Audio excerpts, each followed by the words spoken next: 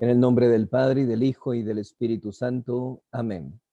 Padre nuestro que estás en los cielos, santificado sea tu nombre. Venga a nos tu reino. Hágase tu voluntad, así en la tierra como en el cielo. El pan nuestro de cada día, danosle hoy. Perdónanos nuestras deudas, así como nosotros perdonamos a Perdonamos a nuestros nuestros deudores. deudores. Y no No nos nos dejes dejes caer en caer en la tentación, tentación, mas mas líbranos líbranos del del mal. mal. Amén. Amén. Dios te salve María, llena eres de gracia, el Señor es contigo. Bendita tú eres entre todas las mujeres, y bendito es el fruto de tu vientre, Jesús. Santa María, Madre de Dios, ruega por nosotros los pecadores, ahora y en la hora de nuestra muerte. Amén. Gloria al Padre, y al Hijo, y al Espíritu Santo. Como era en un principio, ahora y siempre, por los siglos de los siglos. Amén. Sagrado corazón de Jesús, En vos confío. oh dulce corazón de María, de la salvación del alma mía. San José, ruega por nosotros. En el nombre del Padre, y del Hijo, y del Espíritu Santo. Amén. Muy bien, voy a compartir la pantalla para que vayamos viendo lo que seguimos del curso. ¿Ok? Hablamos ahora entonces acerca de la elevación al orden sobrenatural.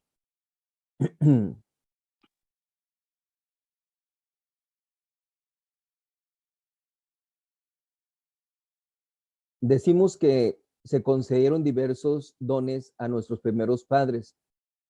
Hay tres tipos de dones que se le ofrecieron: los dones naturales, preternaturales y sobrenaturales.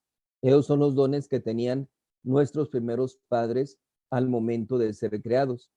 Los dones naturales, se dice, son los debidos a la naturaleza del hombre, son propios de nuestra naturaleza humana. Podemos hablar, podemos caminar, podemos reír, podemos ver, podemos escuchar. Esos son dones naturales, propios de nuestra naturaleza humana.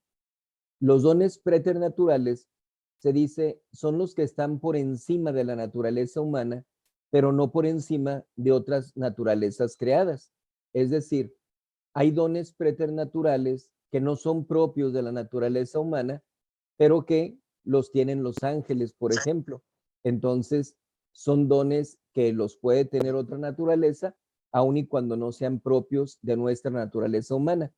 Ahorita vamos a ver ejemplos de esos dones y cuáles son los dones que tenemos, en los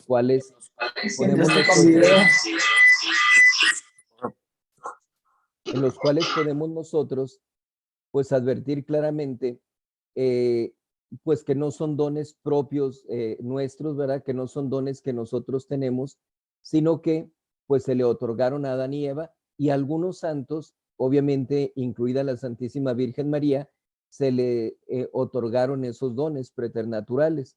Puede ser de manera temporal o puede ser de manera permanente, pero decimos no es propio de la naturaleza humana. Los dones sobrenaturales son los que están por encima de toda naturaleza creada. Principalmente son la gracia y la gloria. La gracia que tenemos nosotros aquí en la tierra cuando nos acercamos a la confesión y después de la confesión no cometemos ningún pecado mortal, o igualmente los bebés cuando son bautizados, mientras no lleguen a caer en un pecado mortal, pues se tiene esa gracia. Esa gracia es un don sobrenatural. Estando en el cielo, no se tiene la gracia. Esa gracia se convierte en la gloria. Dependiendo de la gracia que hayamos alcanzado aquí en la tierra, si morimos en estado de gracia, pues en el cielo se va a tener, en la proporción de la gracia, se va a tener esa gloria. Podemos decir, esa gracia se convierte en gloria, ¿verdad? Porque vamos a tener esa visión beatífica, vamos a ver a Dios nuestro Señor. Entonces, principalmente la gracia y la gloria son los dones sobrenaturales. En consecuencia, dice, no solo por encima de la naturaleza humana, sino también de la angélica. Son dones plenamente divinos y una participación gratuita de lo que es propio de la naturaleza de Dios. Hay una unión con Dios nuestro Señor, se recibe mucho de Dios nuestro Señor, entonces se participa de alguna forma de la divinidad de Dios nuestro Señor. No descartemos, por ejemplo, la frase de San Francisco de Asís que dice que cuando vivimos en castidad somos elevados prácticamente a la naturaleza angélica. No que nos convirtamos en ángeles, sino que estamos practicando ya virtud propia de los ángeles porque no tienen concupiscencia, no tienen pasiones, etcétera. Entonces, igualmente, cuando hablamos nosotros entonces de la gracia, pues estamos recibiendo algo de Dios nuestro Señor. Entonces, a eso se refiere los dones que recibimos o que recibieron nuestros primeros padres de Dios nuestro Señor. Hay un fin natural y hay un fin sobrenatural. ¿Cuál es el fin natural del hombre? En primer lugar, Dios tuvo que señalar un fin al hombre, ya que es propio del ser inteligente proponerse un fin en lo que hace. Ya anteriormente habíamos dicho, las plantas, los animales tienen un fin también, ¿verdad? ¿Para qué fueron creados por Dios nuestro Señor? Pero ese fin, podemos decir, no es nada más el objetivo, sino es el final, hasta donde terminan ellos. En el caso de nosotros es diferente. Nosotros tenemos un fin. ¿Para qué hemos sido creados? ¿Cuál ha sido el objetivo de nuestra creación? En segundo lugar, se dice, el fin del hombre debe estar de acuerdo con su naturaleza y satisfacer las facultades de su cuerpo y de su espíritu. Ustedes se pueden dar cuenta cómo sentimos hambre, tenemos esa necesidad, hay un deseo de satisfacer esa hambre, comemos y satisfacemos esa necesidad. Pero también hay cosas que son deseos que tenemos que no llegamos a satisfacerlos aquí. Entonces quiere decir, son deseos propios de nuestro espíritu, de nuestra alma, que no se van a satisfacer plenamente aquí en la tierra. El fin natural del hombre consistiría en que su cuerpo poseyera los suficientes bienes corporales, su entendimiento conociera las suficientes verdades y su voluntad amara y poseyera los suficientes bienes para ser feliz. Es decir, esta era la idea de Dios nuestro Señor. Ese era el fin que se tenía para el hombre. Por eso, ese fin natural del hombre consistiría en que se satisficieran todas esas facultades propias de la naturaleza del hombre. En tercer lugar, decimos, el último fin del hombre hubiera sido el dar gloria a Dios mediante el conocimiento imperfecto que tiene de él a través de las criaturas. Mas Dios quiso señalarle también un fin sobrenatural. Entonces, como lo vemos nosotros en la historia de la humanidad, pues el hombre va conociendo a Dios nuestro Señor, pero de manera imperfecta. Por esa razón, en ocasiones nos encontramos con pueblos politeístas que creían en diferentes dioses porque veían la lluvia, veían los truenos, veían diferentes cosas y veían a través de esas cosas la manifestación de Dios, pero no alcanzaban ellos a discernir que no eran diferentes dioses, que era un solo Dios el que manifestaba todas esas cosas. Entonces, de allí venía el error porque no había una revelación dada para ellos.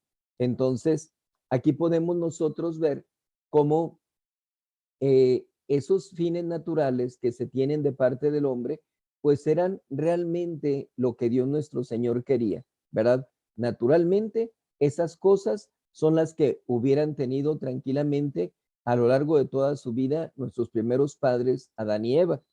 Decimos, aparte de los fines naturales, pues tenemos también el fin sobrenatural. ¿Qué es el fin sobrenatural del hombre? El hombre no conoce a Dios en este mundo, eso nos queda bastante claro, ¿verdad? Lo conocemos, como decimos, imperfectamente. Conocemos nada más ciertas cosas que Dios nuestro Señor nos manifiesta. No lo ve en su esencia, sino que solo lo conoce por raciocinio. Vemos nosotros algo, como decíamos al principio del curso, vemos el orden del universo, vemos las cosas creadas, los seres contingentes. Bueno, ¿de dónde viene todo eso? ¿Cuál es la causa de todas esas cosas? ¿Cuál es ese ser ordenador? Entonces, se razona en todo eso y vamos conociendo sobre la existencia del Creador, ¿verdad? La existencia de Dios nuestro Señor. Pero Dios quiso procurar al hombre un conocimiento mucho más perfecto de sí. Quiso que lo contempláramos cara a cara en el cielo, que realmente ese ver a Dios nuestro Señor, esa visión beatífica, en eso es en lo que consiste el cielo. Creo que ya les había dicho de aquel acólito que me preguntaba en qué consistía el cielo, y yo le decía, en ver a Dios cara a cara por toda la eternidad. Y decía, pero parece aburrido eso. Pues no, lo que pasa es que nuestra mente humana no alcanza realmente a comprender lo que significa y todo lo que implica el ver a Dios nuestro Señor, porque Dios es el mayor bien que existe y podemos decir es el único bien real que existe. Entonces, el poder conocerlo, el poder verlo a Dios nuestro Señor, pues eso satisface todos los deseos y nos llena de una felicidad que es incomparable con cualquier otra cosa que podamos nosotros pensar. Entonces, por eso vemos en la historia de los santos cómo ellos llegaron a tener pues ciertas revelaciones, ciertos éxtasis, arrobamientos, etcétera, y que aun y cuando era durante algunos instantes, pues ellos querían quedarse allí, querían permanecer en esa visión porque sentían que todo lo tenían en ese momento. Entonces, eso nos lo ofrece Dios nuestro Señor. En eso consiste precisamente el fin sobrenatural para el cual nosotros hemos sido creados. Este fin sobrenatural, gratuito por parte de Dios, porque no es algo que nosotros podamos merecer. Eso tenemos que tenerlo bien claro. Nosotros no podemos hacer un esfuerzo para decir, ya merezco alcanzar el cielo. Ahora sí, Dios me tiene que dar el cielo porque ya hice lo que yo tengo que hacer. No, Dios nos otorga gratuitamente ese don. Es obligatorio por parte de nosotros. Dios nos ha creado para eso, para que alcancemos esa gloria, que tengamos esa felicidad. Entonces, por eso para nosotros ese fin sobrenatural, pues es realmente lo obligatorio de lo que tenemos que hacer. Y todo lo que tenemos nosotros aquí en esta vida y todo lo que hay en esta tierra, en este mundo, son únicamente medios para alcanzar ese fin sobrenatural. Entonces, no podemos renunciar a ese fin sobrenatural para contentarnos con un fin meramente natural, porque nuestro Señor así lo dispuso, que nosotros buscáramos ese fin sobrenatural. Si no, pues seríamos como las plantas o como los animales, ¿verdad? Que realmente no pueden satisfacer sus deseos, que no pueden alcanzar un fin sobrenatural. Entonces, realmente los animales, las plantas, pues son criaturas que están a nuestro servicio, que se convierten en medios también para que podamos alcanzar nuestro último fin, ese fin sobrenatural. De modo que a todo hombre se le presenta este dilema: o ser eternamente feliz, gozando de la vista de Dios en la gloria, o verse para siempre privado de Dios y castigado a eterna desdicha. No hay más que de dos: o cielo o infierno. O nos salvamos o nos condenamos. Entonces, eh, se dice, es un dilema, pero es un dilema muy superficial, muy simple, porque obviamente si nosotros aceptamos la existencia del cielo y del infierno, todo mundo preferimos el cielo, ¿verdad? Eso es lo que yo quiero ganar el cielo. El grave problema es que muchas veces, en la mayoría tristemente, pues no se ponen los medios para poder alcanzar ese fin. Y ese deseo se convierte simplemente en una fantasía, en una ilusión, porque no estamos haciendo lo necesario para alcanzar ese fin sobrenatural que es el cielo, que es nuestra salvación eterna. Esta simple consideración nos prueba con cuánto esmero debemos tender a la consecución de nuestro último fin. Todo lo que hagamos, todos los sacrificios, todos los esfuerzos, todo el empeño que pongamos en buscar ese fin va a ser ampliamente recompensado.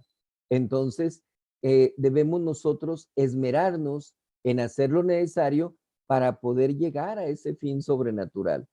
Si vemos realmente en el aspecto humano, si alguien nos dice, te voy a dar $1,000,000, pero para eso vas a tener que correr un maratón, no importa en qué lugar llegues, pero no más que con que corras ese maratón. Pues simplemente viendo ese premio, podemos nosotros decir, pues me voy a preparar y voy a correr ese maratón y voy a alcanzar ese premio, esa recompensa que se me está ofreciendo. Entonces, hablar del reino de los cielos, de nuestra salvación eterna, es infinitamente superior a hablar de $1,000,000. Así es de que tenemos que poner todo nuestro empeño para poder alcanzar ese fin. Y tenemos que profundizar más en el estudio de la religión, en nuestra vida espiritual, para que comprendamos la riqueza insondable que hay en ver a Dios nuestro Señor cara a cara, en alcanzar ese fin sobrenatural del reino de los cielos. La elevación del hombre al orden sobrenatural. Dios elevó desde un principio a nuestros primeros padres, Adán y Eva, y a todos los hombres al orden sobrenatural. Como decíamos, ese era el objetivo de Dios nuestro Señor. Esa era la meta que nos había puesto. Le señaló entonces como último fin su eterna posesión, poseer a Dios, unirse con Él en el cielo por la visión beatífica. Visión beatífica significa eso, ¿verdad? Visión santa, que es el ver a Dios nuestro Señor cara a cara. Por eso decía el apóstol San Pablo, ahora vemos como en un espejo, pero entonces, ya cuando alcancemos la salvación, si Dios nos lo permite, lo veremos cara a cara. Entonces, nos señaló ese último fin Dios nuestro Señor. Para poder llegar a este fin, les concedió a nuestros primeros padres medios sobrenaturales a propósito, de los cuales el principal es la gracia. Ahorita vamos a ver otros dones sobrenaturales, pero el principal es la gracia. Estamos en estado de gracia, morimos en esas condiciones, vamos a alcanzar la salvación eterna. No tenemos la gracia, morimos privados de la gracia santificante, pues es condenación eterna.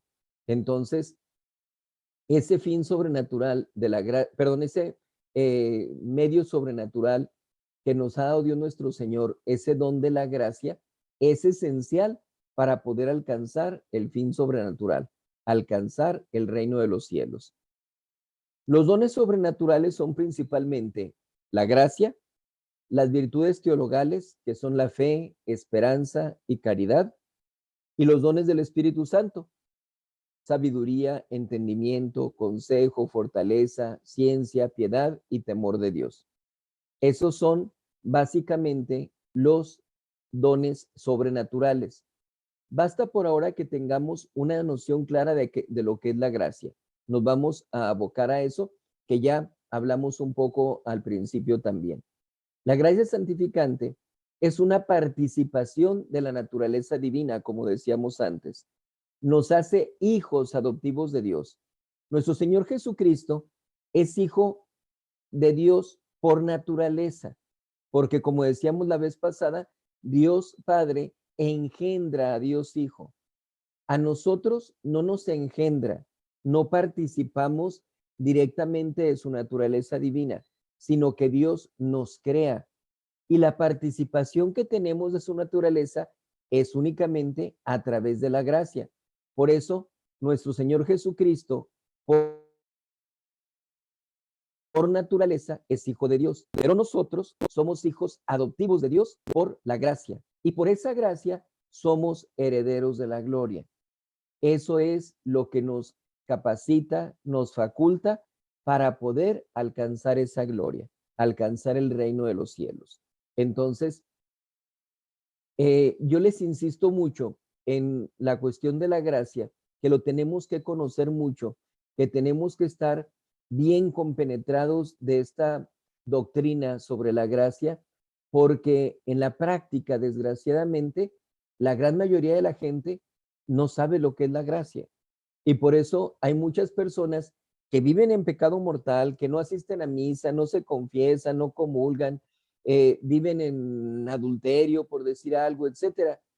Y ellos piensan que cuando mueran, Dios se los va a llevar al cielo. ¿Pero por qué? Porque Dios es muy bueno y porque yo no le hago mal a otras personas, pero no estás cumpliendo con los mandamientos. Y Dios dijo, el que me ama cumplirá mis mandamientos. Entonces, si no amas a Dios como lo estás demostrando por la vida que llevas, pues quiere decir que eres enemigo de Dios. Y un enemigo de Dios, pues no puede alcanzar la salvación eterna. Entonces, por esa razón nosotros tenemos que conocer bien esa situación de la gracia y poder decir, ¿estoy en gracia o estoy en pecado mortal? Estoy en pecado mortal, inmediatamente tengo que buscar la confesión para recuperar esa gracia y entonces estar en ese camino que nos lleve hacia nuestra salvación eterna. ¿Cuáles son los dones preternaturales? Ahora sí, entramos en esta parte. Dios, como decíamos, adornó a nuestros primeros padres con 4 dones preternaturales muy excelentes. 2 se refieren al alma, que son la ciencia y la integridad, y 2 al cuerpo, que son la inmunidad y la inmortalidad. El primero, que es la ciencia, consiste en que ellos poseyeron sin estudio gran número de elevados conocimientos, en especial religiosos y morales, que obviamente al momento de crear a Adán y Eva, Dios nuestro Señor, pues los priva de todos los menesteres que tenemos nosotros en la actualidad. Entonces, prácticamente ellos se dedicaban a cultivar su vida espiritual, a cuidarse interiormente, a obedecer a Dios nuestro Señor. Entonces, ellos conocían bien lo que tenían que hacer para poder alcanzar su salvación eterna.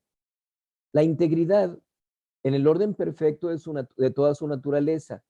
Su cuerpo y sentidos obedecían sin esfuerzo a su voluntad y esta a la razón. ¿Qué significa esto? Que ellos no estaban inclinados al mal, que su naturaleza humana estaba sometida a su voluntad, que ellos podían razonar en cualquier cosa que hicieran.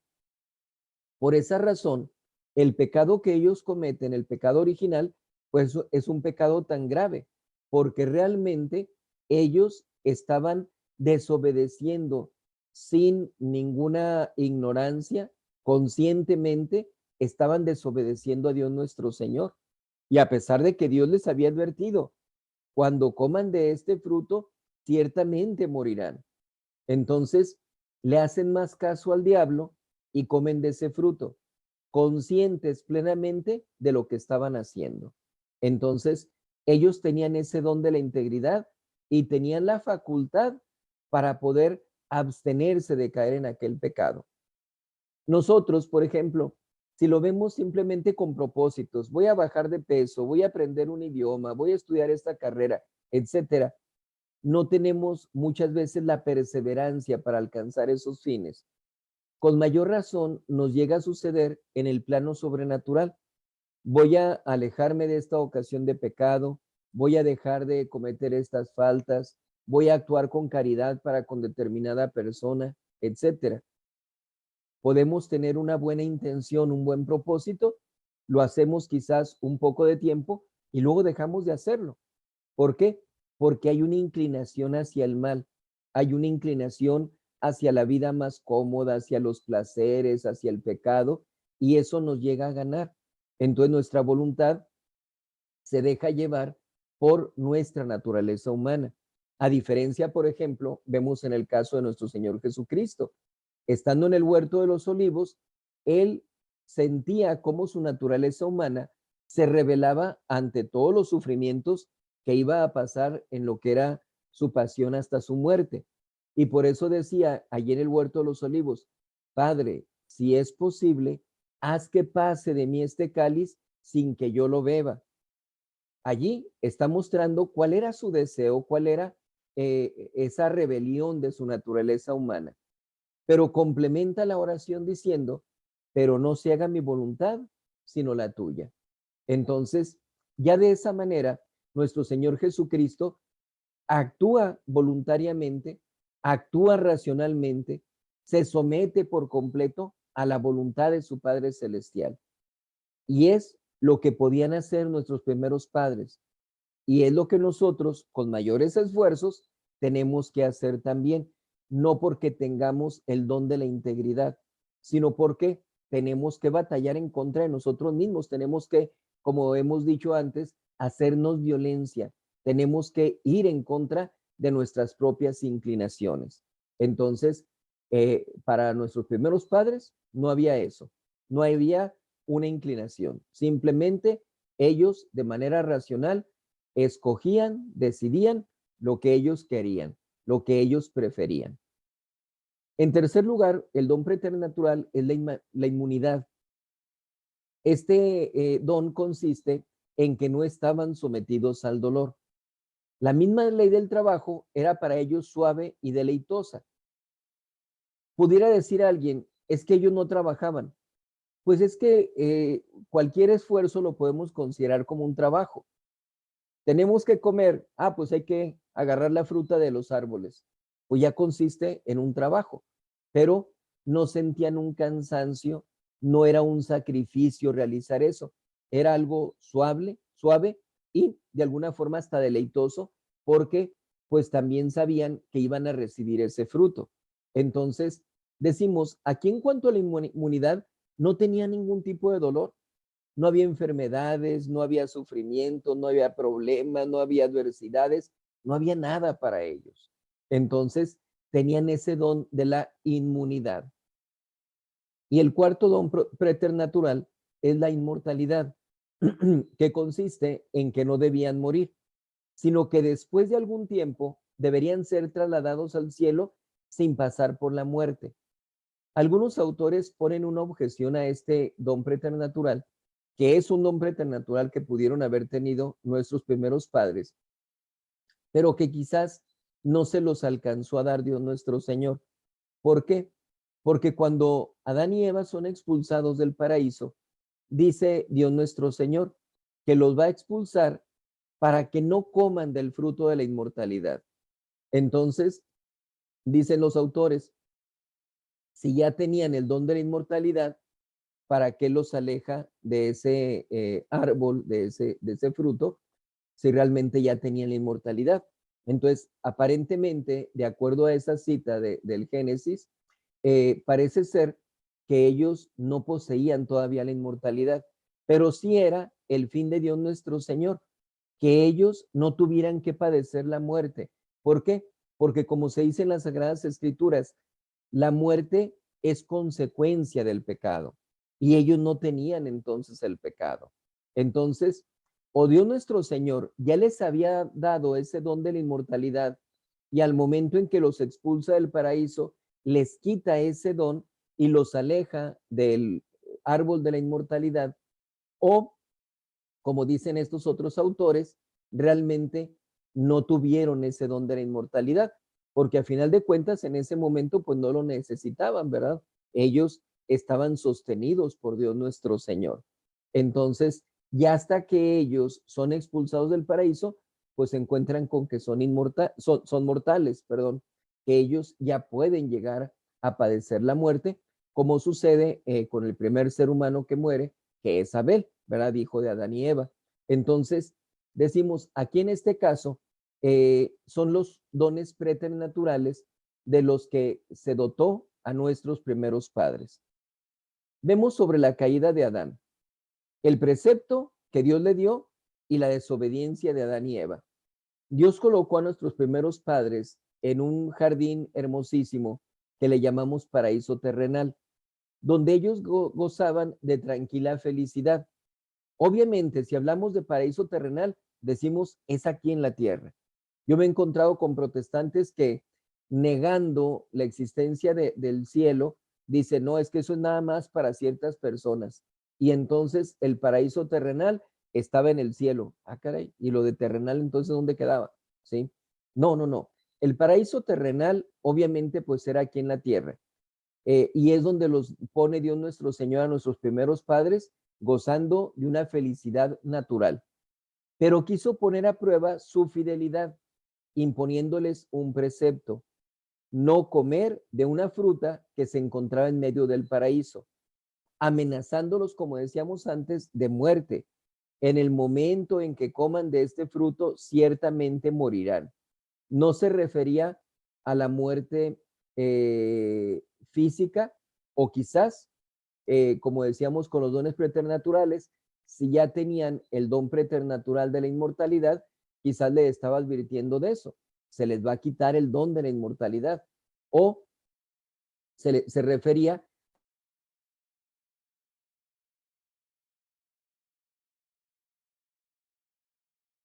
gracia santificante. Y tomamos en consideración que aquí decimos que el no comer de una fruta que se encontraba en medio del paraíso. ¿Por qué? Porque nosotros hablamos ordinariamente de una manzana, cuando realmente no dice las Sagradas Escrituras que se trata de una manzana.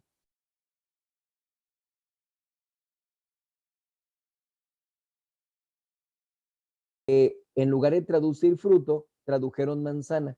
Luego los pintores empezaron a hacer sus pinturas, sus imágenes, poniendo la manzana como ese fruto prohibido, y se quedó en la mente de la gente que era una manzana. Ya después se corrigió ese error de traducción y se puso fruto, ¿verdad? No se puso manzana. Entonces, por eso decimos, tenemos que considerar eso, que realmente no sabemos cuál es el fruto que comieron nuestros primeros padres. Ahora, ellos desobedecen. El pecado no fue un simple pecado de gula. Ah, quiero comer eso, se me antojó esta fruta. No, es un gravísimo pecado para ellos, de desobediencia a un precepto grave, porque Dios les da todo absolutamente. Pueden hacer lo que quieran de todo lo que hay aquí. Nada más de ese fruto no van a comer. Intimado, dice, personalmente a ellos por el mismo Dios. No fue ni siquiera que mandara un ángel para decirles, dice el Señor, que no coman de ese fruto. No, Dios directamente les dijo que no comieran de ese fruto. Entonces, hay una desobediencia a un precepto grave porque viene de Dios nuestro Señor directamente. Es un pecado de soberbia porque les dice el demonio que cuando coman de él van a ser igual que Dios. Entonces, el pretender ser iguales que Dios era pues obviamente una gran soberbia, y caen ellos en ese pecado. Y obviamente de infidelidad al darle más crédito al diablo que a Dios, ¿sí? Dios me dice que si como de ese fruto voy a morir. El demonio me dice que no me voy a morir y que voy a ser como Dios. Ah, pues le hago caso entonces al demonio. Se le está dando mayor crédito, mayor importancia al comentario del demonio que a lo que Dios les dijo. Hay una infidelidad. Ahorita pudiéramos nosotros decir, un precepto que nos dice no tomar lo que no te pertenece, pues es una manzana, es un fruto, lo que sea, pues pudiéramos pensar, es un pecado venial. Pero dadas todas estas condiciones que comentamos, viene de Dios, se trata de una prueba de fidelidad, Dios nuestro Señor se lo está diciendo directamente, están ellos jugueteando, coqueteando con el demonio, etcétera. Por todas esas circunstancias que decimos, pues realmente el pecado es muy grave, el cometido por Adán y Eva. Por eso cuando caen en ese pecado, se da su caída perdiendo la gracia santificante. ¿Cuál es el castigo por eso?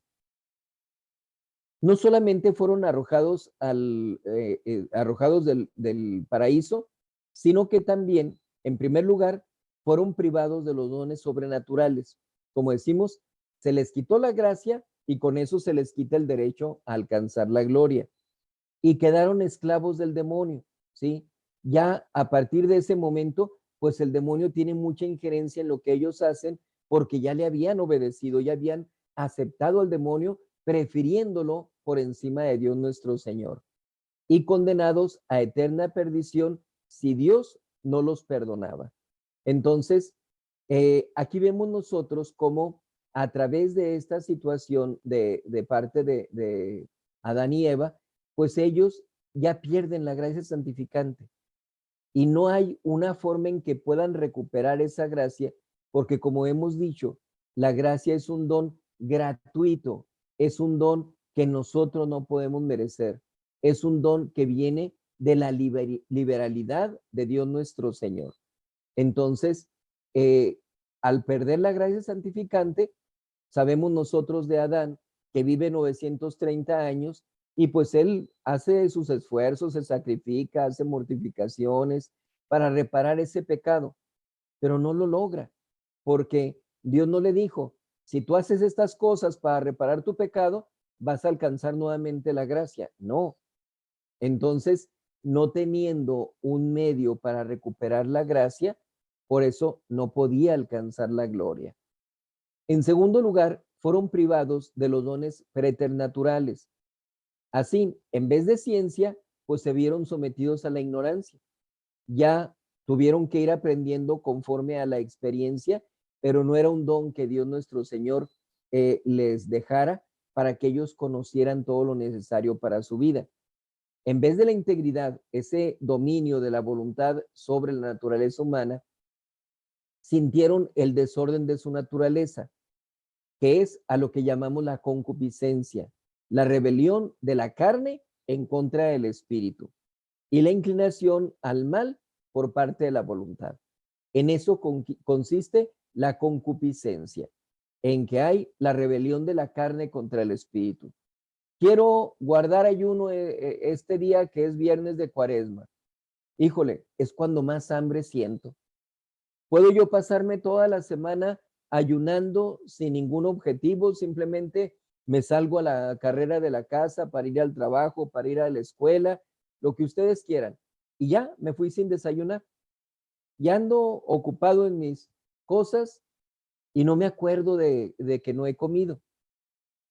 Hasta que ya es la hora en la tarde de la comida. Ah, pues ya, ahora sí voy a comer. Pero es el día del ayuno, ofrezco ese ayuno y ando hasta con dolor de cabeza y me siento mal. Es nuestra naturaleza humana la que se está rebelando en contra de nuestra alma, de nuestro espíritu. Y podemos decir, quiero yo dejar de cometer un pecado. Yo sé que ese pecado me hace mal, yo sé que he causado mucho daño a mi familia, etcétera. Ya no quiero seguir cometiendo ese pecado. Pero resulta que desgraciadamente, pues nos quedamos en una condición de que tenemos la inclinación, tenemos ese deseo, esa pasión de volver a estar en esa situación de pecado. Entonces, en esas condiciones, tristemente, pues la persona está luchando en contra de sí mismo. Y es lo que le sucedía a nuestros primeros padres. Ellos que tenían ese dominio de sí mismos, pues a partir de ese momento se pierde por completo ese dominio. Ahora que hay una rebelión de su carne, hay una inclinación hacia el pecado, como lo tenemos nosotros en la actualidad. En vez de la inmunidad, pues se vieron sometidos a toda clase de privaciones y sufrimientos. Ahora sí vienen los dolores, ahora sí vienen los problemas, ahora sí vienen las enfermedades. Y noten bien esto, cómo todos estos castigos son provocados por el pecado original. Porque hay sectas protestantes, la mayoría, que dicen que el pecado original fue Adán y Eva, que nosotros no tenemos pecado original. Cuando yo tengo la oportunidad de hablar con protestantes, tratando sobre este punto, les digo, bueno, ¿a quién nos parecemos nosotros? ¿A Adán y Eva antes del pecado original o después del pecado original? ¿Estamos nosotros viviendo en el paraíso, disfrutando de todo, tranquilos, sin enfermedades, sin problemas? ¿O estamos nosotros sufriendo de adversidades, de problemas, de hambre, sed, etcétera, etcétera, etcétera? No, pues en la segunda circunstancia, ¿verdad? Nos parecemos entonces a Adán y Eva después del pecado original. Y si ustedes dicen que no tenemos nosotros el pecado original, ¿por qué si tenemos los castigos? Sería injusto por parte de Dios. ¿Saben qué? Todos ustedes no tienen el pecado original, pero ahí les van los castigos. Pues no, ¿verdad? Es absurdo, es ilógico. Entonces, son cosas que nosotros tenemos que conocer bien para que podamos rebatir ese tipo de ideas, pero sobre todo para que nos afiancemos bien en nuestra religión, que reconozcamos que es la única religión fundada por nuestro Señor Jesucristo y la única depositaria de las enseñanzas de nuestro Señor. Y el último castigo, en vez de la inmortalidad, pues fueron castigados ellos con la muerte, ¿verdad?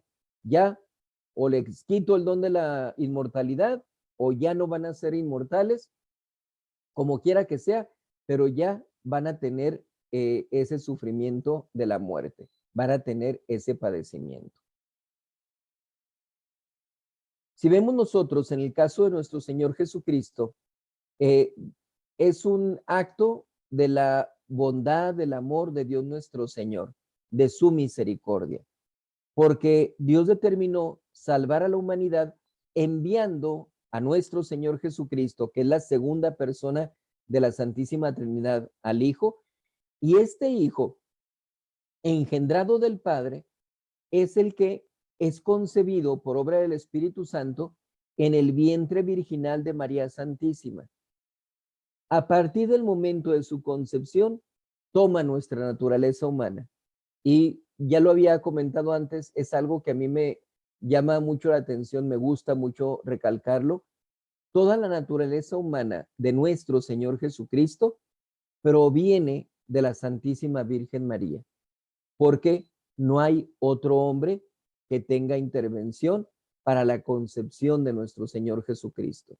Es únicamente la Virgen por obra y gracia del Espíritu Santo. Entonces, de esa manera, toda su naturaleza humana la recibe de la Santísima Virgen María. Entonces, Jesucristo es Dios, es la segunda persona de la Santísima Trinidad, es el Verbo divino, y al tomar la naturaleza humana, pues le llamamos Jesucristo. Ahorita vamos a ver por qué. A nuestro Señor le damos diferentes nombres como Jesús, Cristo, Redentor, nuestro Señor. En primer lugar, Jesús significa Salvador. Así lo dijo el arcángel San Gabriel. Se lo dijo a la Virgen María y el ángel, sin saber exactamente cuál fue, se lo dice también a San José en sueños, que se le pondría por nombre Jesús, que significa Salvador. Entonces quedó bien claro allí cuál es el significado y por lo tanto, cuál es el objetivo, la función de Dios nuestro Señor o de nuestro Señor Jesucristo de ser nuestro Salvador. Se le llama también Cristo, que viene del griego Christos y en hebreo se dice Mesías o Mesaya, y que significa ungido o consagrado. ¿Por qué? Porque nuestro Señor Jesucristo recibe esa unción para ser nuestro Redentor, para poder abrirnos la puerta del cielo, para ser el primer sacerdote en todo lo que es el nuevo. Entonces, de esa manera le llamamos a nuestro Señor Cristo o Mesías. Jesucristo se llama nuestro Señor porque además de habernos creado en cuanto Dios junto con el Padre y el Espíritu Santo, recuerden que en el libro del Génesis dice, hagamos al hombre a nuestra imagen y semejanza. Quiere decir, las tres divinas personas, Padre, Hijo y Espíritu Santo, participan en la creación del ser humano. Por eso decimos que Jesucristo, en cuanto a Dios, participa de esa creación y nos rescata al precio de su sangre en cuanto hombre Dios, ya en esa unión que hay entre la naturaleza humana y la naturaleza divina. Y por eso es de modo especial nuestro dueño y Señor. No es un simple hombre, no es un hombre muy santo, no es un profeta, no. Es hombre y es Dios. Es Jesucristo, nuestro Señor. Si lo vemos nosotros como Mesías, Él es el verdadero Mesías o enviado de Dios, que en Él se realizaron las figuras y profecías que anunciaban al Mesías prometido. Aquí vamos a ver esto que es muy importante porque algunas personas hablan de nuestro Señor Jesucristo como un gran hombre y no toman en consideración todas las profecías que hablaron sobre él. Tenemos nosotros profetas de los cuales pues no se habla anteriormente. No es el hecho de vendrá un profeta a rescatarlos, no. Se trata de nuestro Señor Jesucristo, el Mesías prometido desde el Antiguo Testamento. Entre las figuras y las profecías hay esta diferencia, que la profecía anuncia por medio de palabras y la figura por hechos o personas. Es decir, hay ciertas semejanzas, ciertos simbolismos que nos hablan de algo posterior. Entonces, en cuanto a las figuras, ¿cuáles son las figuras del Mesías, de nuestro Señor Jesucristo? En primer lugar, de su pasión y su muerte. Tenemos la figura en Abel. ¿Por qué en Abel? Porque Abel fue un hombre inocente que murió a manos de su hermano. ¿Qué es lo que pasa con nuestro Señor Jesucristo? Pues que era absolutamente inocente y sin embargo muere también a manos de sus hermanos, si nos referimos a la raza de los judíos, y también de sus hermanos, nosotros como seres humanos, ¿verdad? Como género humano, pues nosotros somos culpables de esa muerte de nuestro Señor Jesucristo. Por eso Abel llega a ser una figura de nuestro Señor. Lo vemos en el caso de Isaac, mismas razones. Siendo una persona inocente, acompaña a su padre Abraham. Dios nuestro Señor le anuncia a Abraham, le pide que le entregue la vida de su hijo y él va y lo pone en el altar para sacrificarlo, Abraham a Isaac. Entonces, con tranquilidad, se somete a la voluntad de su padre. No se resiste, no pelea en contra de Abraham. Isaac se queda para que se cumpla la voluntad de Dios. Y es lo mismo que sucede con nuestro Señor Jesucristo. Pacíficamente, tranquilamente, se somete a perder su vida. En el caso de Isaac, como sabemos, Dios manda un ángel para detener a Abraham, pero en el caso de nuestro Señor Jesucristo no. Allí sí se da la muerte de nuestro Señor. La serpiente de bronce, quizás algunos de ustedes no estén familiarizados con esto. En el Antiguo Testamento, en el Éxodo, vemos que el pueblo judío sale de la tierra de Egipto, pero a través de ese caminar por el desierto, pues ellos van cayendo en muchos pecados, en muchas rebeldías en contra de Dios nuestro Señor, muchas infidelidades. Y en una de esas ocasiones, Dios nuestro Señor en castigo manda serpientes para que los muerdan, que muerdan a todas esas personas que se habían revelado a Dios. Estas personas se acercan con Moisés para pedirle su ayuda, su intercesión, y entonces Moisés reza, le pide a Dios la ayuda para ellos, y Dios, grosso modo, Dios le dice a este Moisés que haga la imagen, la escultura de una serpiente de bronce y que la gente vaya y se postre ante esa imagen de la serpiente y de esa manera van a ser curados del veneno de la mordedura de las serpientes. Fíjense, en una ocasión platicando con un protestante, ya saben ustedes que ellos niegan que se pueda tener imágenes y nada más se basan en una cita, Éxodo 24, allí dice que no deben tener imágenes. Pues sí, todas las demás citas donde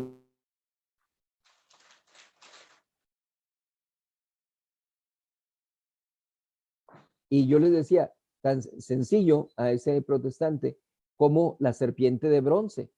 Dios nuestro Señor manda que se haga esa imagen e inclusive que la gente vaya, los que habían sido mordidos por las serpientes, y se postren ante esa serpiente de bronce. Y me contesta él, pero es que la serpiente de bronce es figura de nuestro Señor Jesucristo. Pues sí, ya lo sé. Y entonces, una imagen del Sagrado Corazón de Jesús, un crucifijo, ¿no son imágenes de nuestro Señor Jesucristo? Por supuesto que sí.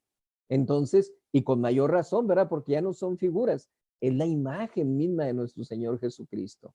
Entonces, La serpiente de bronce es una figura de nuestro Señor Jesucristo. Es darles un medio para que ellos sean curados. También tenemos una figura en el Cordero Pascual. El Cordero Pascual era pues un animalito, un cordero.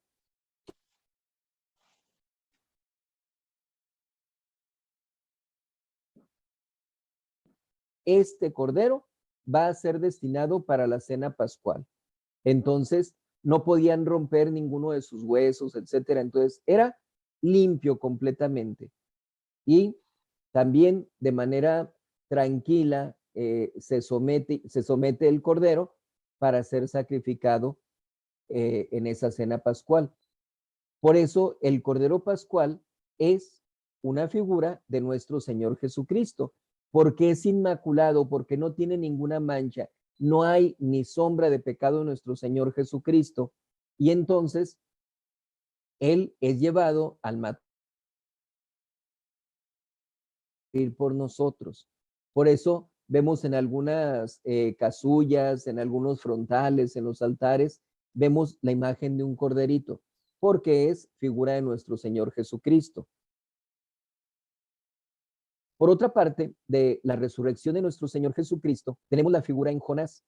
Ustedes recordarán, hay gente que inclusive no sabe que el caso de Jonás, su historia, viene de las Sagradas Escrituras. Lo escuchan como un cuento nada más, pero no saben que es algo real que sucedió y que viene dentro de las Sagradas Escrituras. Entonces, se dice de Jonás que Dios nuestro Señor lo manda a la ciudad de Nínive para avisarles a la gente de toda aquella ciudad que van a ser destruidos porque han cometido muchos pecados. Como sucedió antiguamente con Sodoma y Gomorra y todo lo que era la Pentápolis, pues en este caso también con Nínive, Dios estaba molesto con los pecados que ellos habían cometido y le dice a Jonás que vaya y les avise que se va a sacrificar a toda esa gente, que van a ser exterminados, ¿verdad? Sin embargo, Jonás extrañamente no quiere hacerlo y en lugar de ir a Nínive, pues agarra una embarcación con otro rumbo y se va en ella. Hay una tormenta que azota la embarcación y comprende Jonás que es su culpa y ingenuamente les dice a los demás, es que Dios me mandó que hiciera algo y no lo estoy haciendo, entonces Dios está irritado conmigo. ¿Y qué dicen los demás? Pues si tú eres el que tiene la culpa, pues órale, al mar, ¿verdad? Lo avientan para no sufrir ellos el castigo. Y ciertamente lo avientan al mar, el mar se calma y cuando está en el mar Jonás, pues resulta que la Biblia dice un cetáceo, ordinariamente para poner imágenes, para poder hacerlo más pictográfico, pues ponemos una ballena, que es un cetáceo, pero a ciencia cierta no se sabe qué tipo de cetáceo era. Nada más es de la familia de los cetáceos. Y es un animal entonces que se traga a Jonás. Y durante 3 días, Jonás está en el vientre de aquel cetáceo. Y a los 3 días, expulsa aquel animal a Jonás a orillas de la ciudad de Nínive, ¿verdad? Y pues dice Jonás, pues ya estoy aquí, ni modo que me revele, ¿verdad? Pues ya ni modo, entonces a cumplir con la misión. Pero esa figura, ese hecho de que Jonás está 3 días en el vientre del cetáceo, por eso es figura de nuestro Señor Jesucristo, de su resurrección, que Él muere y al tercer día resucita. Tomamos en consideración aquí en este aspecto, porque hay ocasiones en que se presta a confusión y máxime si tenemos personas malintencionadas que quieren influir de manera negativa. Hablamos de 3 días y luego decimos, nuestro Señor Jesucristo muere el viernes, pero para el domingo resucita. Aquí hay que tomar en cuenta también la forma en que se contabilizaban las horas de parte del pueblo judío. El pueblo judío se rige por un calendario lunar, no por el calendario que tenemos nosotros. Entonces su día empieza a partir de las 6 de la tarde, de tal manera de que no es viernes, sábado y domingo, no, sino que En el caso de nuestro Señor Jesucristo, muere un viernes a las 3 de la tarde, cuando realmente para ellos, pues ya estaba en el día anterior, ¿verdad? Prácticamente podemos decir estaba desde el jueves, ¿sí? Entonces ya hasta las 6 de la tarde, pues ya es cuando se habla del siguiente día. De esa manera, hablamos de que nuestro Señor Jesucristo muere y al tercer día es cuando se da su resurrección. 3 días está en esa muerte. Acerca del sacerdocio de nuestro Señor Jesucristo, tenemos la figura en Melquisedec.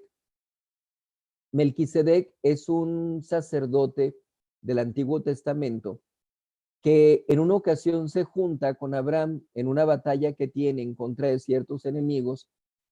Habían secuestrado a su sobrino Lot, participa en esa batalla, vence en esa batalla, acompañado de otras personas, y al final, cuando se da la victoria, para poder celebrar esa victoria que habían alcanzado, pues resulta que el sacerdote Melquisedec hace un sacrificio, un ofrecimiento a Dios, que él creía en un solo Dios. Ese sacrificio que hace es un sacrificio de pan y de vino. ¿Qué es lo que hace nuestro Señor Jesucristo en la última cena? Ofrece el pan y el vino y los convierte en su cuerpo y en su sangre. Por eso, el sacrificio realizado por Melquisedec o el mismo Melquisedec es una figura del sacerdocio de nuestro Señor Jesucristo. Y en el caso de la iglesia fundada por nuestro Señor Jesucristo, que es obviamente la iglesia católica, la figura la tenemos en el arca de Noé. ¿Por qué? Porque fuera del arca de Noé no hubo salvación. La gente que no le hizo caso a Noé y que estás loco y que es falso lo que dices y nada de diluvio, no le hacen caso, quedan fuera del arca y pues nada más Noé con su esposa, sus 3 hijos con sus respectivas esposas, son los únicos seres humanos que logran sobrevivir. Entonces, por eso decimos, fuera del arca de Noé no hubo salvación para nadie. Nada más los que iban en el arca son los que se salvaron. Fuera de la iglesia católica no hay salvación. Los que quedan fuera de la iglesia católica no pueden alcanzar ordinariamente esa salvación eterna. Entonces, por eso el arca de Noé viene a ser una figura de la iglesia católica. Vamos ahora, ya vimos las profecías, ahora vemos ya vimos las figuras, ahora vemos las profecías.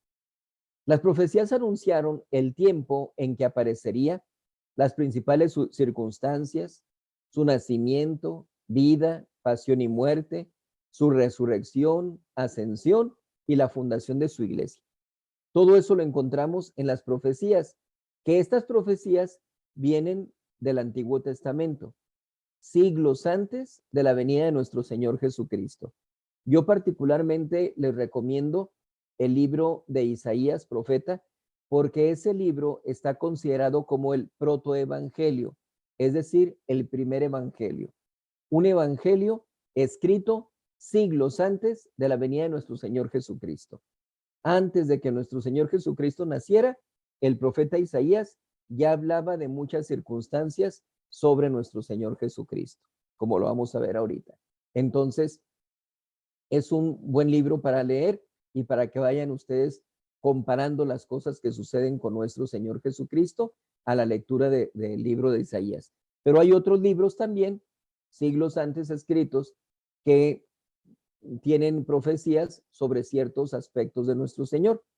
Acerca del tiempo en que aparecería, vemos en el profeta Daniel cómo él anuncia que desde el edicto para reedificar a Jerusalén hasta la muerte del Mesías no alcanzarían a transcurrir 70 semanas. Haciendo el estudio de ese pasaje de las Sagradas Escrituras, pues se ve que son 70 semanas de años. Es el tiempo en el cual aparece nuestro Señor Jesucristo, muere nuestro Señor, etcétera. Todo ese tiempo se ve a través del profeta Daniel. En el caso de Jacob, Jacob profetizó que el cetro real no sería quitado a la familia de Judá hasta la venida del Mesías. Lo vemos en el libro del Génesis, capítulo 49. Allí se da esa profecía. ¿Y qué es lo que sucede? Que cuando antes venían los reyes de Judá, llega el momento en que se presenta el rey Herodes y es el que se pone a gobernar sobre el pueblo judío, pero resulta que Herodes no era de la tribu de Judá, él era edomita, entonces de Edom. Así es de que ya el cetro real pasa de Judá a Edom en la persona de Herodes.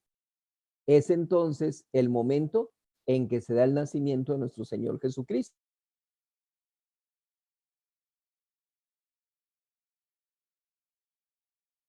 Herodes reinando. En segundo lugar, sobre su nacimiento, Miqueas profetizó que nacería en Belén.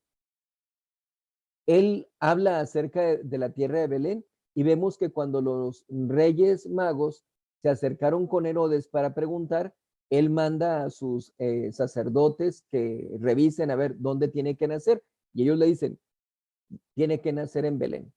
Allí es donde está la profecía indicada de que va a nacer el Mesías. Entonces, conocían perfectamente eso sobre el nacimiento de nuestro Señor Jesucristo. Pero como decíamos, también Isaías habla sobre ese suceso, aclarándonos que nuestro Señor Jesucristo, que el Mesías, nacería de madre virgen. He aquí que una virgen concebirá y dará a luz a un hijo y se le pondrá por nombre Emmanuel, que significa Dios con nosotros. Entonces, ya en este caso, dice Isaías que nacería de madre virgen, que saldría de la tribu de Judá y vendrían a adorarlo reyes de Oriente. Vemos cómo hay ciertas particularidades específicamente que Isaías habla acerca del nacimiento de nuestro Señor Jesucristo. En tercer lugar, acerca de su vida, predijeron, entre otras cosas, que enseñaría públicamente, teniendo por auditorio a los pobres, que sería taumaturgo, es decir, que hace milagros, legislador, que hace leyes, y sacerdote eterno, que se mostraría amable e indulgente. Todo eso lo podemos ver en las Sagradas Escrituras desde el Antiguo Testamento sobre nuestro Señor Jesucristo. Siguiendo con las profecías, acerca de su pasión y su muerte, predijeron numerosas circunstancias. Por ejemplo, que sería vendido nuestro Señor por 30 ciclos de plata, es decir, 30 monedas de plata, que sabemos que es al precio al que vendió Judas Iscariote a nuestro Señor Jesucristo, que era prácticamente en lo que se vendía un animal, un esclavo, era una cantidad baja, mostrando esa humillación a nuestro Señor, de decir, esto es lo que vale, ¿verdad? Que sería bofeteado y escupido, como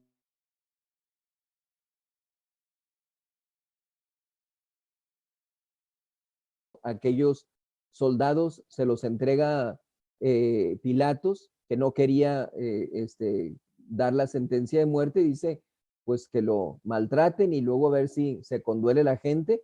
Entonces se los entrega a los soldados y ellos son los que lo azotan y le quitan las vestiduras. Que echarían suerte sobre estas, porque la túnica era una túnica muy bonita, muy elegante que traía, y entre los soldados dicen, pues vamos a echar la suerte, ¿verdad? Para no rasgar esa túnica. Que le taladrarían las manos y los pies, aclarando que no se iba a romper ningún hueso, como sucedía con el Cordero Pascual que decíamos ahorita. Entonces, todo eso lo dice en las profecías sobre nuestro Señor, y que le darían a beber hiel y vinagre, que sabemos que le llevan una lanza con una esponja con hiel y vinagre para que él tome cuando nuestro Señor Jesucristo dice, tengo sed.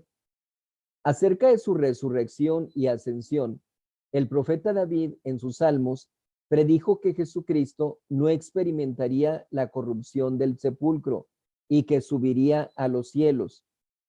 Y acerca de la iglesia, anunciaron que el Mesías establecería un nuevo y purísimo sacrificio y un nuevo sacerdocio.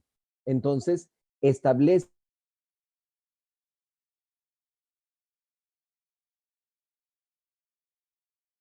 nuestro Señor Jesucristo que fundaría un reino espiritual. Decía él, mi reino no es de este mundo, ¿verdad? No es un reino humano, no es un reino material, es un reino espiritual. Y ese reino habría de extenderse hasta los confines del mundo y nunca sería destruido. Yo estaré con vosotros todos los días hasta la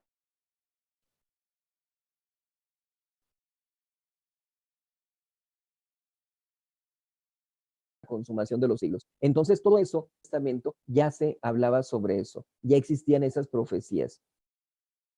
Por eso es importante que se tome en consideración. Todas estas profecías hablaban sobre el Mesías y trataban muchos pormenores sobre él. Entonces, al ver a nuestro Señor Jesucristo y ver cómo se estaban cumpliendo todas las profecías, pues entonces no tienen justificación al sacrificar a nuestro Señor, pero había intereses de parte de ellos. ¿Qué es lo que se dice? ¿Cuál es aquella frase para entregar a nuestro Señor? Es preferible que perezca un solo hombre a que perezca toda una nación. No nos conviene este reinado que nos trae este hombre, no nos conviene que él sea el que vaya a reinar sobre nosotros, no es lo que nosotros queremos. Entonces, mejor hay que sacrificarlo. Por eso podemos decir, había mucho conocimiento, principalmente de parte de los sacerdotes judíos, que eran los estudiosos de las Sagradas Escrituras, en esa situación del sacrificio de nuestro Señor. Jesucristo es verdadero Dios. La doctrina sobre la divinidad de Cristo es de capital importancia, obviamente. Si Jesucristo es verdadero Dios, síguese que son divinas su doctrina, la iglesia que fundó, y las verdades que ésta nos enseña, la iglesia. Por el contrario,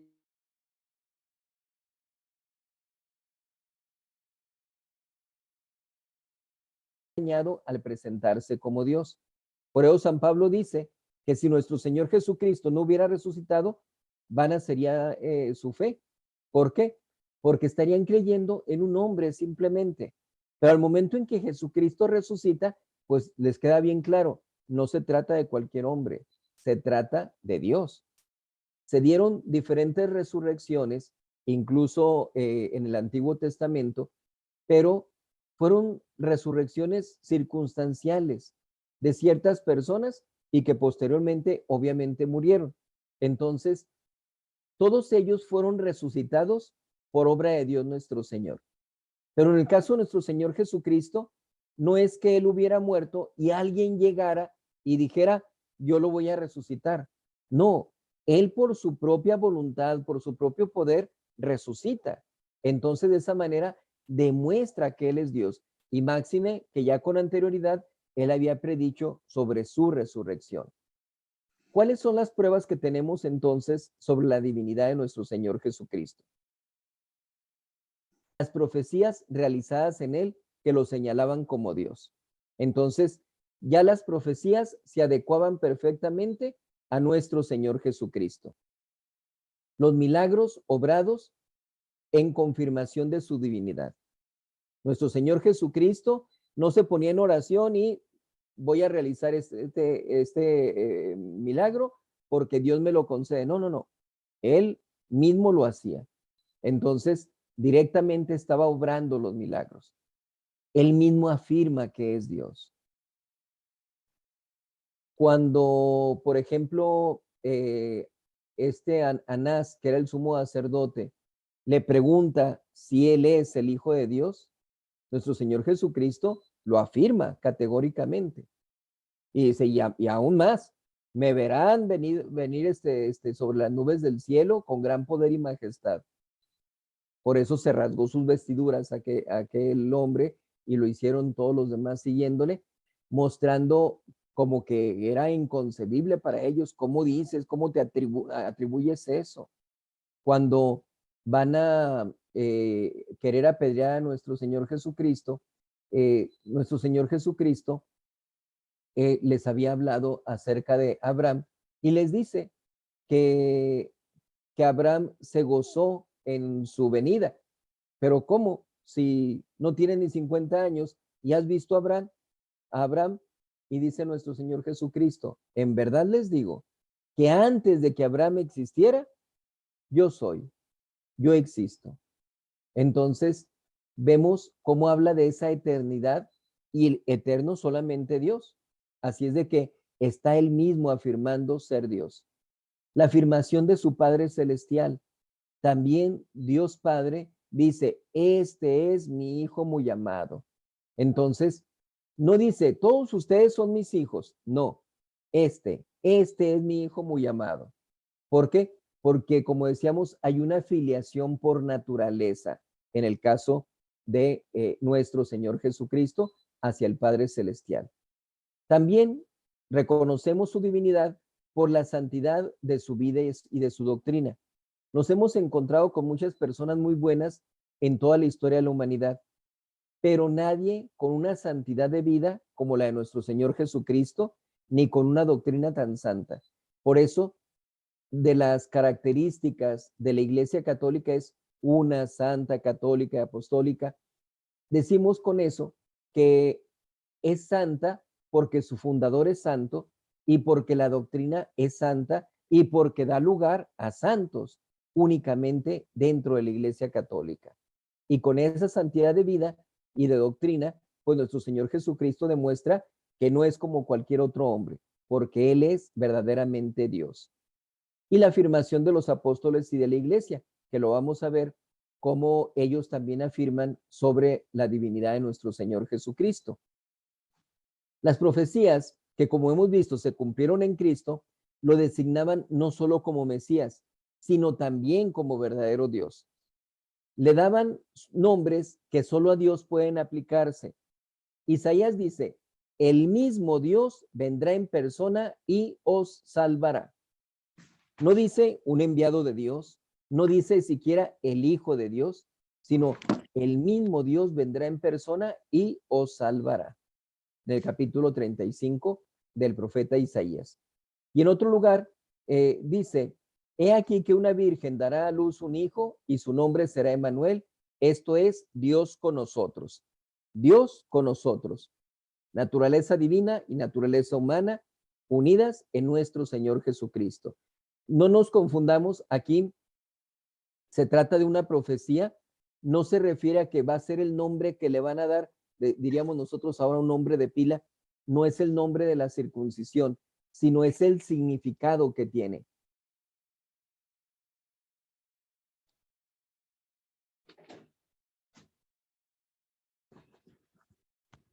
Entonces, a eso se refiere el profeta Isaías, y ya de esa manera, pues está declarándolo como Dios.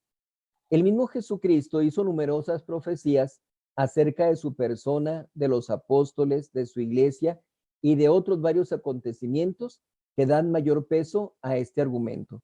Que no se confundan, ¿verdad? Solamente en nuestro Señor Jesucristo se cumplen todas las profecías.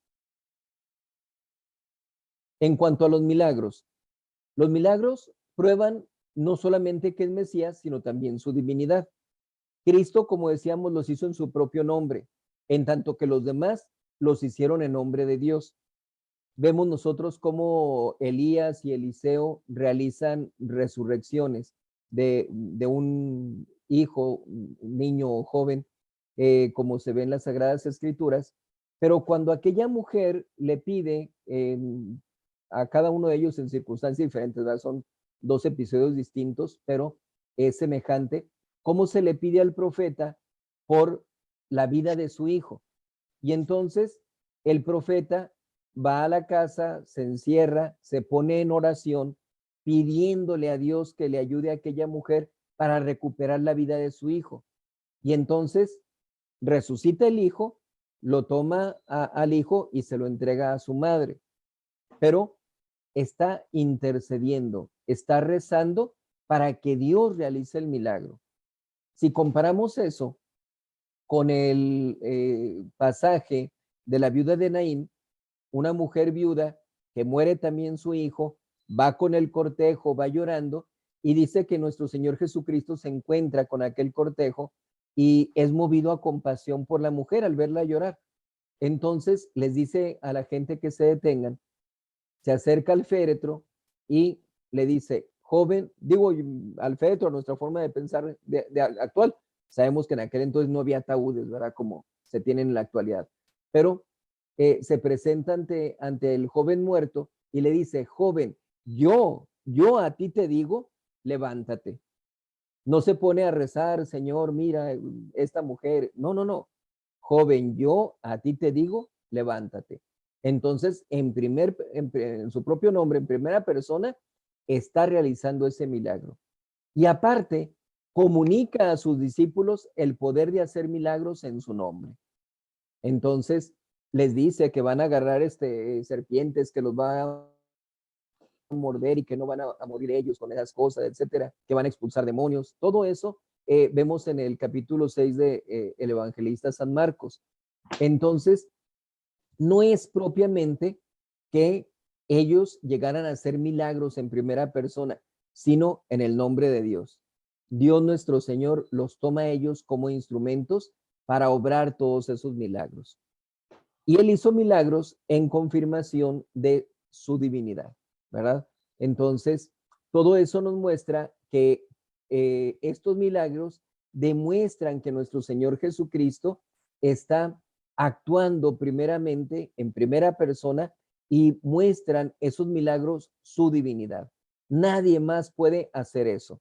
De otra suerte, dice, Dios mismo hubiera confirmado con milagros una mentira, lo que es inconcebible. Sí, sí hizo milagros y lo hizo en primera persona, pero no es Dios. Qué confusión, ¿verdad? Entonces, ¿quién hace milagros? No, no, no. Jesucristo hizo milagros. Jesucristo se mostró en primera persona porque Él es Dios.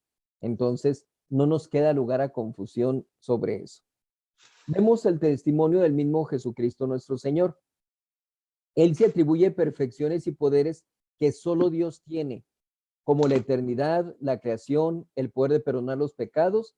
Y él dice claramente, todo lo que hace el Padre, lo hace igualmente el Hijo. Es decir, ambos tienen esa facultad, ambos pueden hacer exactamente lo mismo, como lo veíamos nosotros la vez pasada que hablábamos acerca de la Santísima Trinidad. En lo que se refiere a los atributos, las perfecciones, es exactamente lo mismo porque son el mismo Dios. No son tres dioses diferentes, que es imposible, ¿verdad? Sino es un solo Dios, es una sola naturaleza divina. Aparte, aprueba explícitamente la confesión de Pedro cuando le dice, tú eres el Hijo de Dios vivo, cuando habla acerca de su presencia en la Eucaristía. Y la de Santo Tomás, cuando ya resucita nuestro Señor y Tomás, que no lo había visto en la primera vez, allí le dice, Señor mío y Dios mío. Entonces, hay protestantes que quieren cambiar el sentido de ese pasaje diciendo, no, es que es una expresión de Señor mío y Dios mío. No, espérame, en ningún lugar de las Sagradas Escrituras se expresaban de esa manera. No era una expresión que utilizaran. Está viendo a nuestro Señor Jesucristo y lo está reconociendo. Señor mío y Dios mío. Entonces eso lo vemos en el capítulo 16 del Evangelio de San Mateo y en el capítulo 20 de San Juan. También manifiesta que es Dios e Hijo de Dios. El Padre y yo somos una misma cosa. Y declara solemnemente ante Anás y Caifás que es Hijo de Dios y que vendrá a juzgar a los hombres. En el capítulo 10 de San Juan y en el capítulo 26 de San Mateo. Entonces, allí vemos cómo nuestro Señor Jesucristo mismo nos está manifestando su divinidad, ¿sí? Ya con eso podemos tener una conciencia clara de que verdaderamente es Dios nuestro Señor Jesucristo. Pero el Padre Celestial también ha dado testimonio sobre nuestro Señor Jesucristo. Decíamos en el caso del bautismo de nuestro Señor en el Jordán y más tarde en el Tabor, se oyó la voz del Padre Celestial que dijo, este es mi Hijo muy amado, en quien tengo puestas todas mis complacencias. Escuchadle. Entonces, tanto en el capítulo 3 como el 17 de San Mateo, escuchamos las mismas palabras de Dios Padre, reconociendo que nuestro Señor Jesucristo es Dios, manifestándoselo en el bautismo a toda la muchedumbre, toda la gran cantidad de gente que había, y en el Tabor a Pedro, Santiago y Juan, ¿verdad? Este testimonio tiene especial valor por ser la afirmación clara y explícita de Dios, verdad infalible. Sobre su vida y doctrinas, en primer lugar, Cristo fue en su vida dechado perfecto de toda santidad, a tal punto que pudo decir a sus discípulos, ejemplo os he dado para que como obréis también vosotros, mostrándonos, así como soy yo, así deben ser ustedes. Lo que yo hago, háganlo ustedes. ¿Se acuerdan en el huerto, perdón, en la última cena, que lava los pies de sus discípulos y dice, así como yo lo he hecho, háganlo ustedes también? Y en el caso del Evangelio de San Juan, cuando se dirige a los enemigos, a los fariseos, le dice, ¿quién de vosotros me arguirá a mí de pecado? ¿Quién de ustedes puede decir que yo he cometido un pecado?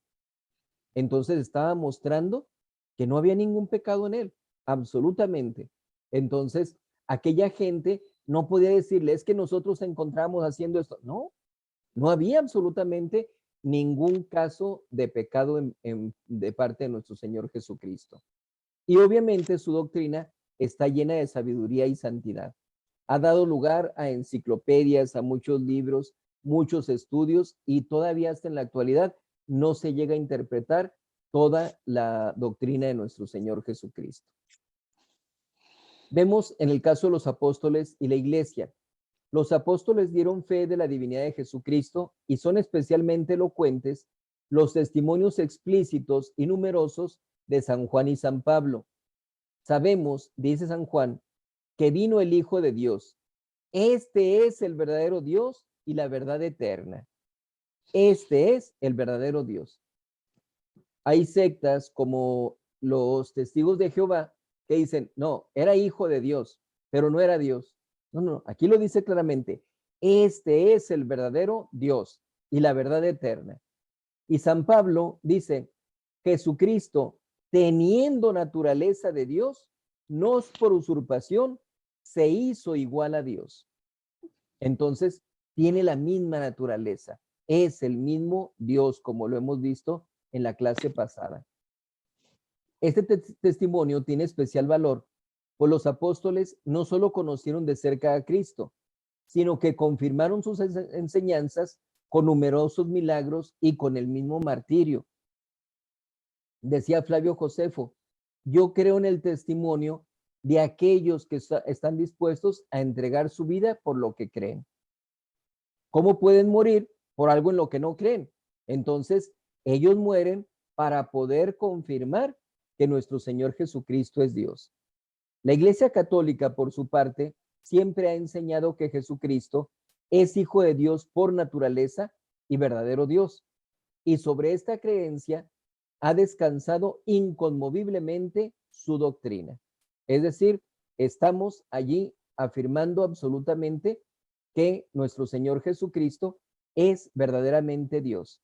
Entonces, tenemos nosotros a través de estos testimonios de las Sagradas Escrituras en el Antiguo Testamento, de la vida de nuestro Señor Jesucristo, sus milagros, su doctrina, a través de los apóstoles, la misma doctrina de la Iglesia Católica, todo eso nos habla acerca de la divinidad de nuestro Señor Jesucristo. Por eso es muy importante que nosotros conozcamos bien cuál es nuestra historia como seres humanos de acuerdo a la voluntad de Dios nuestro Señor. Es decir, que nosotros estemos viendo que Dios ha tenido un objetivo con respecto a la naturaleza humana. Por nuestros pecados, por nuestra infidelidad, nos hemos alejado de ese fin. Entonces, tenemos que retomar el camino porque ya Dios nos dio el medio para hacerlo, nos dio la oportunidad. No estamos como en el caso de Adán y Eva, que a pesar de siglos de vida que ellos tuvieron, ¿verdad?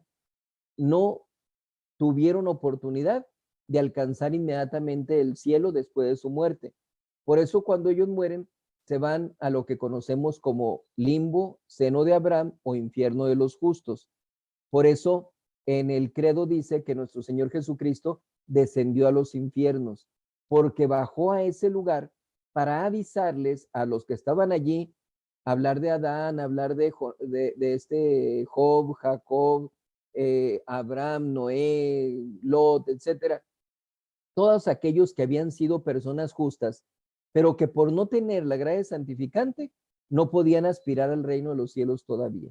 Entonces, llega a avisarles, ya se dio la redención, espérense un poco y ya nos vamos a ir al cielo. Así es de que, en el caso de nosotros, somos ampliamente privilegiados porque nuestro Señor nos dejó los sacramentos para que, si perdemos la gracia por nuestras infidelidades, por nuestros pecados, tenemos el sacramento de la confesión para poder recuperar esa gracia, para que podamos entonces tener la oportunidad de alcanzar nuestra salvación eterna, porque ya nosotros no tenemos el camino hacia el limbo, seno de Abraham, infierno de los justos. No, eso actualmente está para las criaturas que no son bautizadas, ¿verdad? O quienes, aún siendo personas adultas, no llegan al uso de razón. Bueno, esas personas no cuentan con el bautismo, no reciben la gracia, pues ellos sí se pueden ir al limbo, no se van al infierno de los condenados, pero nosotros no. Nosotros conocemos la doctrina cristiana, y el conocer la doctrina cristiana debe significar para nosotros aprovechar esta oportunidad que Dios nos brinda. Hay gente que dice, no, yo no quiero saber más de religión, yo no quiero estudiar sobre eso, porque luego son más compromisos. No, no son más compromisos, son exactamente los mismos compromisos. La diferencia está en que ahora tienes los argumentos suficientes para asumir esos compromisos. Decía Monseñor Carmona, que en paz descanse, quien por ignorancia peca, por ignorancia se condena, cuando se trata de una ignorancia culpable. Por eso, si yo decido ignorar sobre la religión, es una ignorancia culpable, porque nuestro Señor nos ha dejado la religión para que la conozcamos y a través de ella nos salvemos. Si nosotros rechazamos conocer la religión, va a ser una ignorancia culpable. Y si en esas condiciones caemos en pecado, por desconocer la religión, pues esa ignorancia culpable va a ser la causa de nuestra condenación eterna. Entonces, debemos aprovechar para poder estudiar bien nuestra religión y poder recibir todas esas gracias que Dios nuestro Señor nos tiene incluidas en la doctrina católica. Podemos nosotros decir, hay muchas cosas que ordinariamente la gente no conoce y que nuestro Señor Jesucristo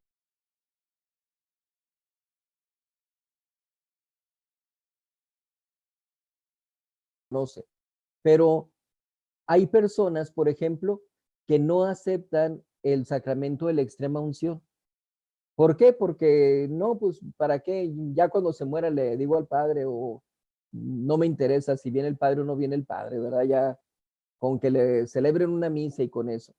Espérame, dependiendo de ese sacramento de la extrema unción, puede ser la salvación o condenación de tu ser querido. Entonces, no puedes desconocer sobre el sacramento de la extrema unción. Pero si de sacramentos se llega a desconocer, pues ¿qué decimos de sacramentales? ¿Qué decimos de indulgencias? ¿Qué decimos de privilegios que hemos recibido, etcétera? Entonces, en la medida en que vamos conociendo más esas cosas, pues nos damos cuenta de la riqueza que tenemos dentro de la Iglesia Católica. Por ejemplo, fíjense ustedes, podemos ver que cuando se hace el jubileo, hay mucha gente que acerca a confesar para ganar la indulgencia plenaria. Pero todos los días, asistiendo a misa, confesándose, comulgando, con todas las condiciones debidas, rezando una oración al final de la misa, con eso puede alcanzar una indulgencia plenaria. Entonces, cada vez que asiste a misa, si se quiere varias veces al día, puede estar ganando indulgencias plenarias, pero no las aprovechamos porque las desconocemos. Y la idea es precisamente que conozcamos bien nuestra religión para que aprovechemos todo esto que Dios nuestro Señor nos está otorgando. Pues bien, terminamos de esa manera con la clase de este día. Espero en Dios que haya quedado todo muy claro. Si no, con toda confianza ustedes me dicen, mandan mensajes. Les voy a mandar el video para que puedan ustedes repasar. Voy a mandarles también un cuestionario para que pueda servirles de repaso de lo que hemos visto hasta la fecha. y que de esa manera nos mantengamos actualizados con lo que vamos aprendiendo. Por lo pronto, pues, damos gracias a Dios nuestro Señor y nos vemos con el favor de Dios dentro de 2 semanas con el curso de religión, próxima semana con el curso de espiritualidad. Nos ponemos con la disposición de vida para rezar nuestras oraciones. En el nombre del Padre, y del Hijo, y del Espíritu Santo. Amén. Dios te salve María, llena eres de gracia, el Señor es contigo. Bendita tú eres entre todas las mujeres, y bendito es el fruto de tu vientre, Jesús. Santa María, Madre de Dios, ruega por nosotros pecadores, ahora y en la hora de nuestra muerte. Amén. Gloria al Padre, y al Hijo, y al Espíritu Santo. Como era en un principio, ahora y siempre, por los siglos de los siglos. Amén. Ave María Purísima. Sin pecado original concebida. En el nombre del Padre, y del Hijo, y del Espíritu Santo. Amén. Que Dios les bendiga, cuídense mucho. Buenas noches.